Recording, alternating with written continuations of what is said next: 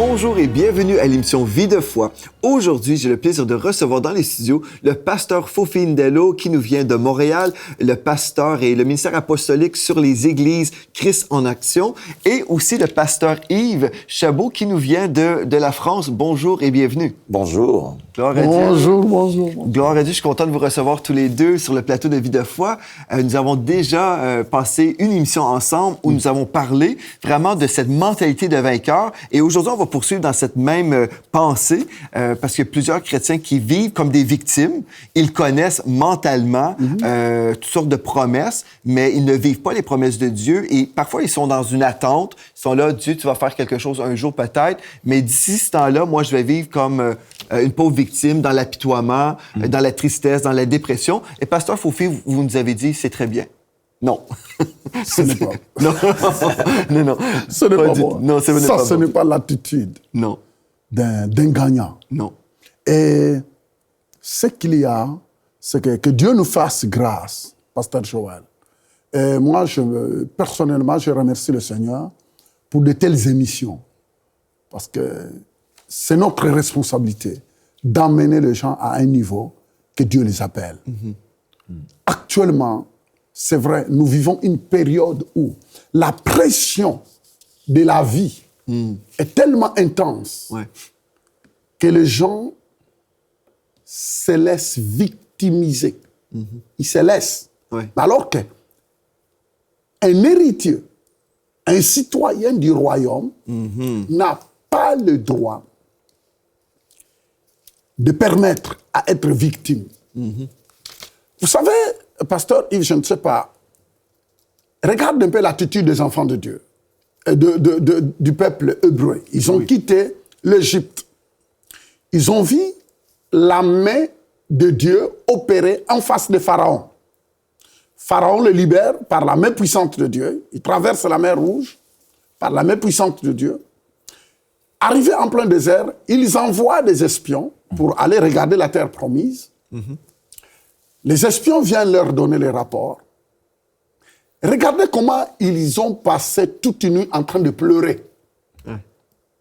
Pour eux, c'était des victimes de tromperies de Moïse, ainsi de suite là. Et ils se sont lamentés, eux et leurs femmes et leurs enfants. C'est terrible. Pour eux, c'était des victimes. Alors qu'avant de partir, en quittant l'Égypte, Dieu les a dit, je vous amène dans un pays qui coule le lait et le miel. Et ils ont vu de leurs propres yeux comment l'homme fort de l'époque, Pharaon, a été défait devant la main puissante de Dieu. Mais en plein désert, ils oublient que la même puissance, le même Dieu qui les a délivrés entre les mains de Pharaon, était capable de leur donner la victoire devant le géant. Devant le géant. Non, ils ont dit non, nous sommes victimes. Nous ne savons pas pourquoi nous sommes embarqués avec ce monsieur Moïse. Pour eux, c'était des victimes. Alors que c'est eux-mêmes qui se sont fait victimes. Mais attends, non seulement c'était leur passé. Vous savez, beaucoup de personnes se croient victimes à cause de leur passé. Il faut que les gens soient délivrés de leur passé. Regardez maintenant, ils étaient au milieu. Le destin, leur futur, et il y avait le passé qui était l'Égypte. C'est très puissant. Ils étaient au milieu. Ils étaient au milieu. Parce que regarde, le passé, le futur, Dieu les a appelés pour le futur. Dieu les avait appelés pour la terre promise. Maintenant, arrivé en plein désert, le passé surgit. La plupart des gens qui se laissent être victimes, s'ils prenaient le soin de traiter leur passé, s'ils prenaient le soin, parce que le peuple de Dieu ont ignoré en un clin d'œil que le Dieu qui a arrêté l'histoire de 400 ans, 400 ans d'esclavage, mais Dieu a arrêté cette histoire-là au bout d'un seul jour. La donne a changé. La main puissante a opéré en un seul jour. Le peuple est libéré. Mais arrivé au milieu entre destin, entre destinée et le passé, au milieu, ils ont oublié. C'est ça. Ce que Dieu a fait en Égypte. Alors ils se disaient, nous sommes des victimes. Pourquoi ne sommes-nous pas morts en Égypte? Pourquoi nous sommes... Alors ils commençaient à dire tout ce qui... Mais attends, on doit faire attention. Le passé, notre passé, tant qu'on ne traite pas notre passé, on risque d'ignorer notre futur. Mais alors que le futur est toujours meilleur. C'est ça. Peu importe ce que tu vis maintenant, tu es entre ton futur et ton passé. Et vous savez, souvent le passé est plus parlant parce que c'est du vécu. C'est ça. Le passé parle plus parce que c'est des choses qu'on a déjà vécues. Le présent parle parce que c'est des choses vécues, ce qu'on vit. Mais le futur est incertain. Mais en fait, Pasteur Fofi, là, on peut vivre notre futur prophétiquement, n'est-ce pas? Si Exactement. on reçoit de Dieu une vision pour notre avenir, Exactement. on peut vivre même à l'avance, dans l'esprit, dans la prière. Exactement. On peut vivre déjà les percées C'est là où et je on les voulais vit venir. et on loue le Seigneur et on est dans la joie. Alléluia. Et au lieu d'être victime, nous Alléluia. sommes victorieux même Alléluia. avant de vivre la victoire. Exactement. Regardez, ils étaient dans le désert. Pour eux, c'était des victimes. Ils ne voyaient plus le futur. Mais alors que quand on parle de futur, c'est Dieu qui les a dit. C'est Dieu qui les a parlé de leur futur. Ce que nous oublions souvent. Regarde, Dieu dit à Jérémie, Jérémie, avant que tu naisses, je te connaissais par ton nom. Pose-toi la question. Il les connaissait où et comment? Ça veut dire Dieu connaissait Jérémie dans l'éternité. C'est ça. Mais les gens pensent que Dieu vit dans le temps. Dieu ne vit pas dans le temps. Dieu vit dans l'éternité. C'est ça. Il connaissait Jérémie par rapport à l'éternité. Ça veut dire, si tu peux choisir de rester victime, mais alors que le plan que Dieu a planifié pour toi n'est pas pour le... Ce n'est pas le présent, mais c'était dans l'éternité. Est-ce que tu comprends ça? Le présent n'a pas le droit de détruire le futur que Dieu a planifié pour toi. C'est ça. Et tu ne peux pas permettre à ton passé d'être un obstacle pour aller vers ton futur. Et souvent, les gens, à maintes reprises, quand je parle avec les gens, tu vois que les gens reviennent toujours sur leur passé. Et tu vois la personne déprimée, la personne devenir victime. Pourquoi? Parfois, tout leur passé surgissent. Mais le passé, on ne peut pas le réparer. On ne peut pas réparer le passé. Mais l'une des choses aussi, c'est que le diable ne peut pas te montrer ton futur. Seul Dieu peut te montrer ton futur. Amen. Mais le diable utilisera ton passé pour te condamner aujourd'hui. Exactement. Et c'est cela que la plupart doivent comprendre, c'est que Jésus nous a libérés du péché. Et au psaume 103, il y a quelque chose qui est très important, je pense que ça peut aider quelqu'un. Au psaume 103, verset 10, il dit... Il ne nous traite pas selon nos péchés. Il ne nous punit pas selon nos iniquités. Dieu lui-même n'est pas là pour nous condamner, puisqu'il est dit qu'il n'y a plus aucune condamnation pour ceux et celles qui sont en Jésus-Christ. Amen.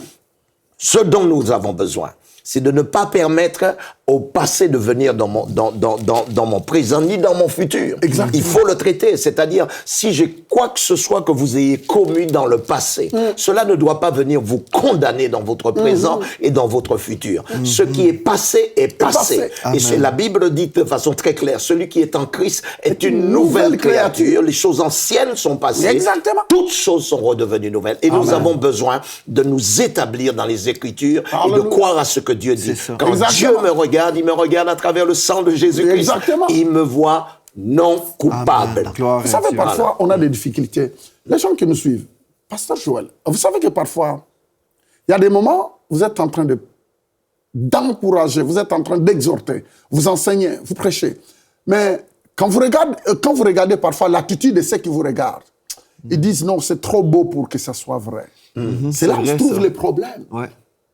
On n'est pas là pour présenter des décors. Mais c'est la véracité de la parole de Dieu. Oui, c'est vrai. C'est ça que j'aimerais bien. Je fais tout démontrer aux gens que, attends, on n'est pas là parce qu'on n'a rien à faire. Non. On est des personnes matures, nous raisonnons bien. Ça veut dire, nous sommes là pour vous présenter réellement que la parole de Dieu est ce qu'elle dit qu'elle est. Elle est capable de changer le cours de ta vie. C'est certain. Mais le grand problème, à un certain moment, tu parles, je sens même dans mon cœur, je dis, Seigneur, je ne sais pas comment leur expliquer. Parce que les gens se disent, oh non, vis ma situation, vis mon cas, mais c'est quoi ton cas? Moi, le pasteur Fofi, ce que j'ai remarqué dans le ministère, en côtoyant plusieurs brebis, c'est que les gens, jusqu'à présent, les gens vont dire, oui, je crois tout ce que vous dites, pasteur. Les gens vont se mettre en accord, mais ma situation est différente.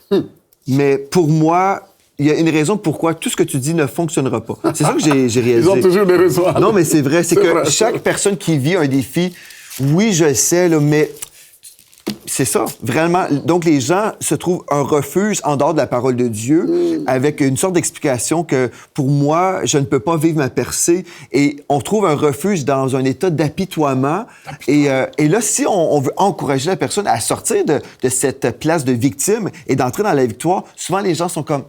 Ah, on ne me comprend pas. Mais c'est pas qu'on ne comprend pas. On a passé par des épreuves, nous aussi, mais on a décidé qu'on n'était pas pour demeurer avec cette mentalité-là. Et on doit changer notre mentalité, mais on doit se faire violence, parce que c'est le violent qui s'empare du royaume des cieux, n'est-ce pas? Donc, on doit se faire violence à notre propre chair et dire, en ce moment-là, si je ne crois pas Dieu, je suis immature et je dois me repentir. Et mon passé ne devrait pas déterminer mon avenir, mais mon passé peut déterminer mon avenir si je demeure toujours dans la mentalité de l'orphelin, par exemple. De celui qui a été rejeté. Il y a plusieurs personnes qui ont un esprit de rejet. Donc, ils rejettent l'amour qu'on veut leur donner aujourd'hui. Ils rejettent la parole de Dieu qu'on veut leur donner. Ils vivent dans le passé, mais il faut entrer dans notre présent pour entrer dans notre futur.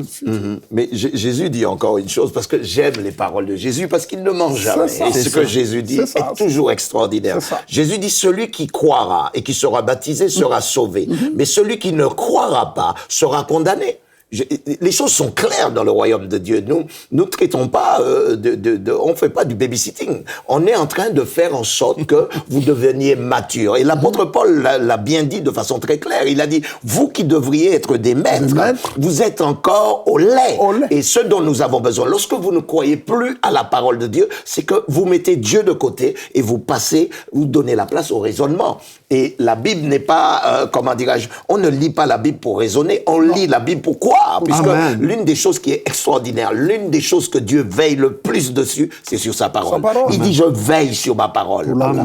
Amen. Voilà. Et une des choses importantes aussi, je crois, là, c'est que Dieu n'est jamais fautif. Non. Dieu n'est jamais fautif. S'il y a une leçon de vie qu'on doit comprendre, c'est que si on a un problème, on ne devrait jamais être frustré contre Dieu. Il y a des gens, des fois, qui disent « Ah, ben là, Dieu ne fait pas ceci ou cela. » Dieu a déjà tout accompli à la croix, n'est-ce pas?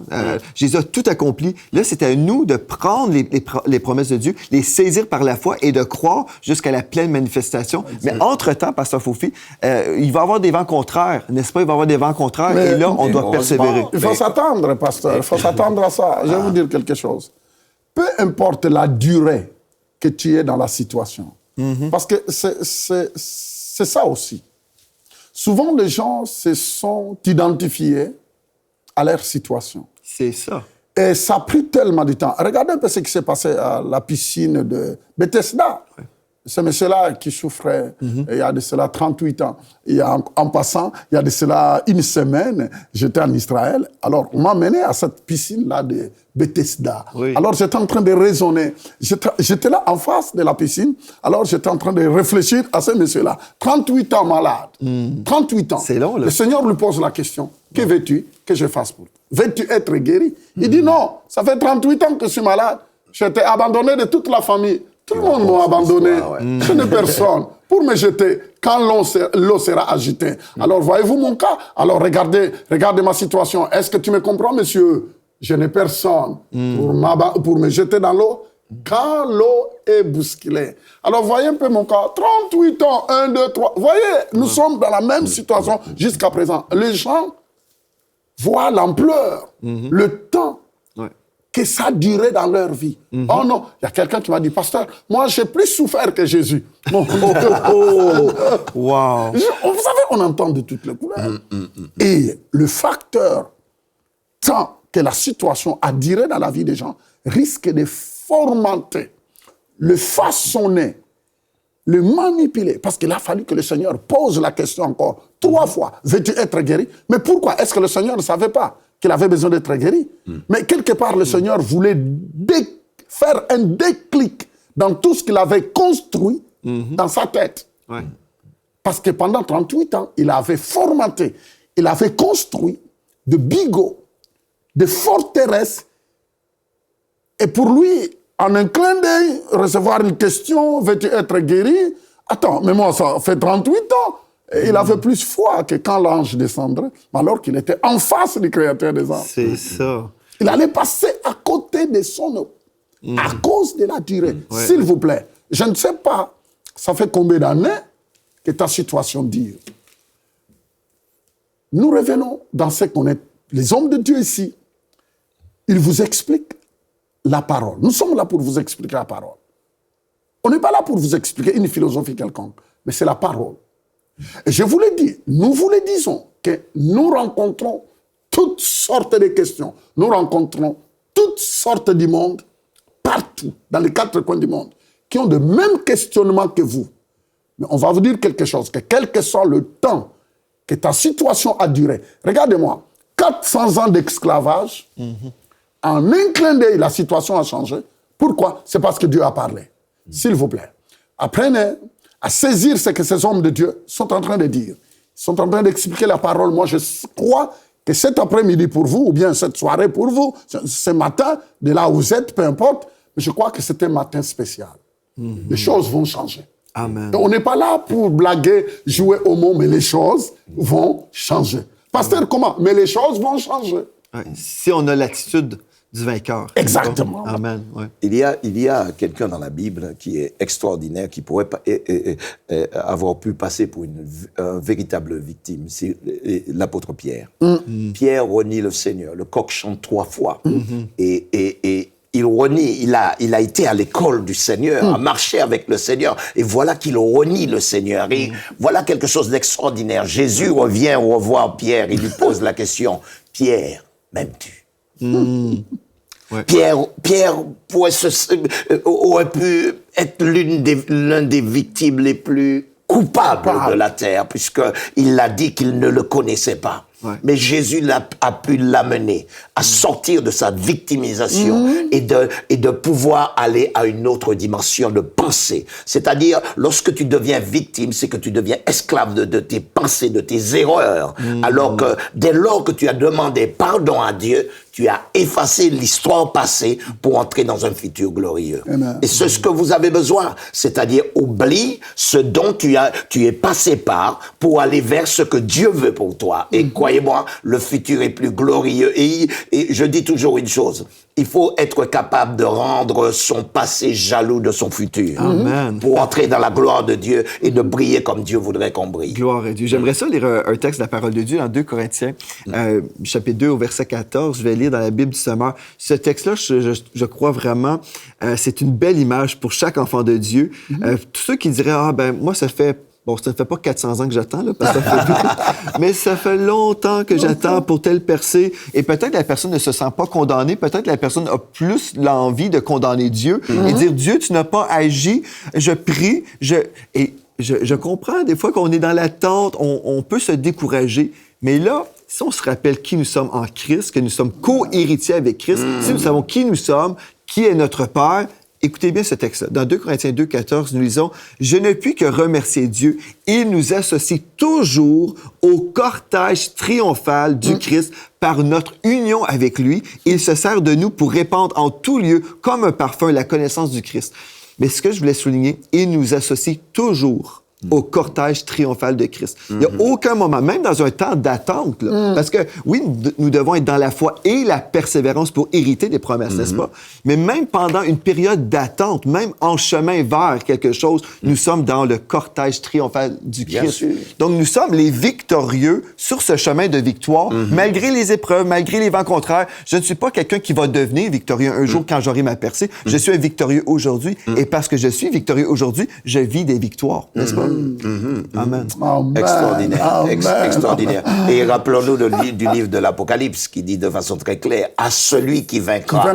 Dieu sait que nous allions avoir des combats. Et à chaque fois que tu mets Satan par terre, tu ramènes le diable dans Genèse chapitre 1er, là où Dieu le maudit et Dieu lui dit, tu mangeras la poussière tous les jours de ta vie. Mais c'est cela que nous devons lui rappeler. À chaque fois que le diable vient te condamner, tu dois lui dire non, la condamnation n'est plus sur moi. La condamnation est sur toi. Je te rappelle que la parole de Dieu fonctionne toujours. Tu mangeras la poussière tous les jours de ta vie. Amen. Et c'est ainsi que nous devons nous exprimer dans les choses de Dieu.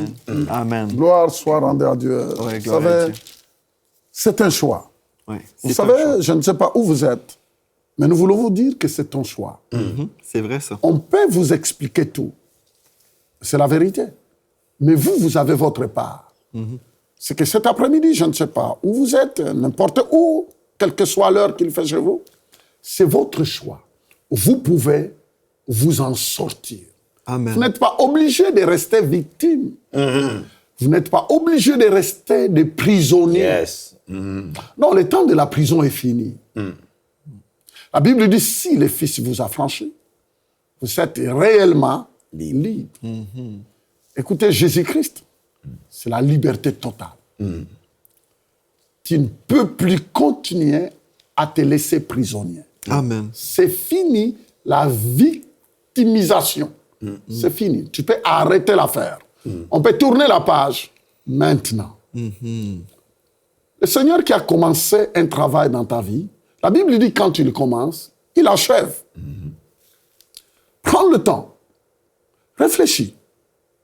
Prie. Moi, je sais que le meilleur de ta vie, le meilleur de ta famille, le meilleur de ton foyer est encore à venir. Je répète que le meilleur est devant toi. Que le Seigneur soit béni. J'aimerais bien, pasteur, qu'on prie pour Allez-y. nos gens. Avant qu'on commence à prier, c'est de dire à ceux et celles qui sont en train de nous écouter, dans l'océan de la vie, la bouée de sauvetage, c'est la parole de Dieu. C'est la parole de Dieu. Amen. Attachez-vous et attrapez cette parole.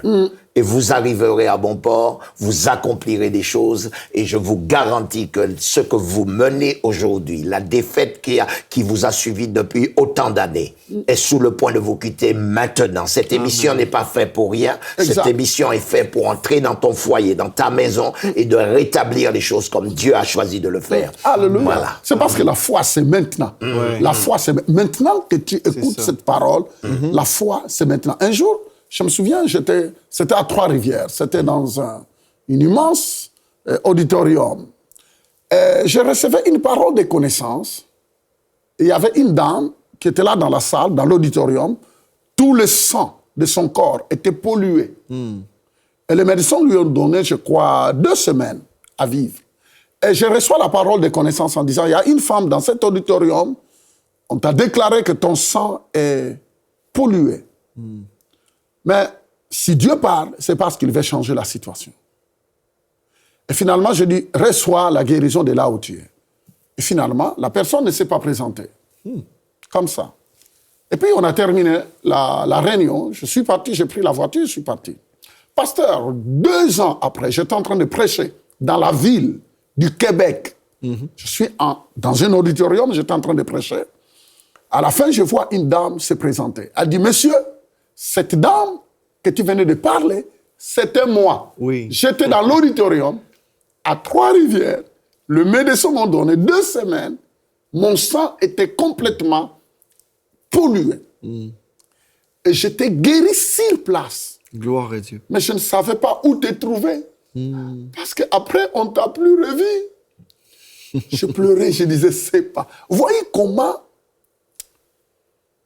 cette femme-là se disait. Elle se disait, monsieur, je n'ai pas. J'étais victime. Oh. En fait, elle était atteinte de cette maladie parce qu'elle était victime de quelque chose. Ouais. Oh, et vous savez, si on a l'identité là, de l'enfant de Dieu, une des choses que mon épouse me dit, et je crois, je suis en accord avec elle, nous sommes les guéris de l'Éternel et le diable essaie de nous rendre malades. Mais plusieurs chrétiens s'imaginent, je suis malade et j'essaie d'être guéri. Mais non, j'ai été guéri par le Seigneur Jésus il y a 2000 ans. Par ses meurtrissures, vous avez été guéri. Donc, je suis le guéri de l'Éternel. Et même hier, Pasteur Foufi, mon épouse et moi, on est allés manger dans un resto et en partant, mon épouse s'est rappelé, quand nos filles ont mangé ici, ils sentaient un malaise. Et puis, en sortant du resto, on était dans la voiture, mon épouse commençait à avoir des chaleurs et là, j'ai dit, OK, on ne retournera pas dans ce resto-là. Mais j'ai dit, ça va. Et puis, finalement, quelques minutes plus tard, après, elle dit, bien, ça va aller parce que je suis un enfant de Dieu. Je résiste, même s'il y avait des choses pas trop bonnes à manger. Et puis, finalement, au lieu de vivre la maladie, parce que des fois, on a côtoyé des chrétiens, il tombe malade, admettons, avec un empoisonnement alimentaire comme ça. Mais on peut prendre notre autorité et dire, je suis le guéri de l'Éternel et si ce repas que j'ai mangé est mauvais pour moi, au nom de Jésus, je commande à cette nourriture de ne pas avoir aucun effet sur moi. Et puis finalement, mon épouse a été totalement restaurée après son temps de décret. Et je lui ai demandé, j'ai dit, ça va, chérie? Puis elle me dit, oui. Elle dit, c'est certain, j'ai combattu cette chose-là, mais souvent, on n'est pas dans le combat, on est comme « Ah, ça m'arrive ». Non. Nous ne sommes pas victimes, nous prenons notre autorité en Jésus. Accepter n'importe quoi. Et c'est ça, on doit refuser et résister ce que le diable veut faire contre nous. Donc, on va prier ensemble, c'est merveilleux. Et juste avant notre prière, j'aimerais vous lire un texte dans la parole de Dieu pour vous aider. Dans Hébreux 10, 23, dans français courant, il est écrit « Gardons fermement l'espérance que nous proclamons, car Dieu reste fidèle à ses promesses. » Dieu reste fidèle à ses promesses, mais allez-vous demeurer fidèle dans la parole de Dieu? Allez-vous garder votre foi dans la parole de Dieu? Ou serez-vous influencé par vos émotions, par vos sentiments, par les raisonnements de votre tête? Ou allez-vous dire, OK, Dieu a dit ceci, je vais croire ce que Dieu dit. Je vais croire ce que Dieu dit et je vais recevoir la manifestation de la promesse de Dieu. Donc, vraiment, comme vous avez dit, Pasteur Fofi, c'est un choix. C'est un choix. C'est un choix. Et aujourd'hui, je vous encourage, choisissez la foi dès aujourd'hui. Choisissez d'avoir la mentalité du victorieux. Amen. Peut-être vous pouvez nous conduire dans la prière pour tous ceux aujourd'hui qui ont besoin de cette percée. Alléluia. Merci Seigneur. Alléluia. Merci Seigneur. Jésus. Alléluia. Maintenant, au nom puissant de Jésus-Christ. Père, nous sommes en train de prier pour ceux qui vivent ces choses difficiles. Père, il n'y a rien que le diable ait pu créer dans lequel tu n'as pas de réponse. Tu es Dieu créateur et tu es encore assis sur ton trône. Père, nous prions pour ces gens. Je commande à tout esprit qui voudrait les rendre dépressifs, oppressifs, Seigneur. Je brise ces puissances au nom puissant de Jésus-Christ. Et ce que nous déclarons à partir d'ici, Seigneur, mon Dieu, fonctionnera dans la vie de ceux et celles qui sont en train de nous écouter, Seigneur. Ta parole détient la puissance, ta parole détient ta gloire, ta parole c'est toi-même, Seigneur. Au commencement était la parole et la parole était avec Dieu et la parole était Dieu. Père, dans le nom puissant de Jésus-Christ, alors que nous sommes en train de prier, je déclare que les miracles se produisent dans les maisons. Je déclare que les miracles agissent dans les foyers et dans les villes là où ils sont, Seigneur. Je rembourse au diable ce qu'il a donné à ces gens au nom puissant de Jésus-Christ et que la main de Dieu puisse agir avec force et autorité. Seigneur, nous te prions, nous te remercions au nom puissant de Jésus-Christ, que ta gloire soit vue et entendue dans toutes les nations du monde. Au nom de Jésus-Christ. Amen et Amen. Gloire à Dieu. Merci d'avoir été là, pasteur, à cette émission. Et merci également à vous d'avoir été avec nous aujourd'hui. Je vais vous encourager, si vous avez reçu une touche de Dieu, une guérison, vous avez vécu une délivrance, écrivez-nous à videfoi@enseigne-moi.com, videfoi@enseigne-moi.com. Et on veut vraiment se réjouir avec vous pour votre percée. Et juste en terminant cette émission, j'ai reçu une parole pour quelqu'un. J'ai vu, il y avait quelqu'un qui avait comme une douleur dans la nuque, comme une croissance. Je ne sais pas si c'est un cancer ou c'est quoi ou juste, mais c'est quelque chose d'anormal. Vous êtes une femme qui vous souffrez à cause de cette chose. Et aujourd'hui, je relâche ma foi et je déclare la guérison au nom de Jésus sur vous, de la tête aux pieds. Soyez guéris maintenant. Et je commande à cette chose, tu te déracines, je maudis cette chose maintenant au nom de Jésus. Et je déclare la délivrance sur votre tête au nom de Jésus dès maintenant. Gloire à Dieu. Merci d'avoir été là encore une fois. Et d'ici à demain, vous êtes richement bénis.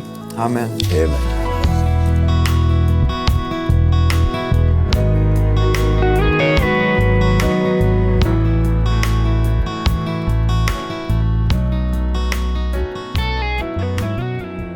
Cette émission est rendue possible grâce au précieux soutien des partenaires d'Enseigne-moi Canal International.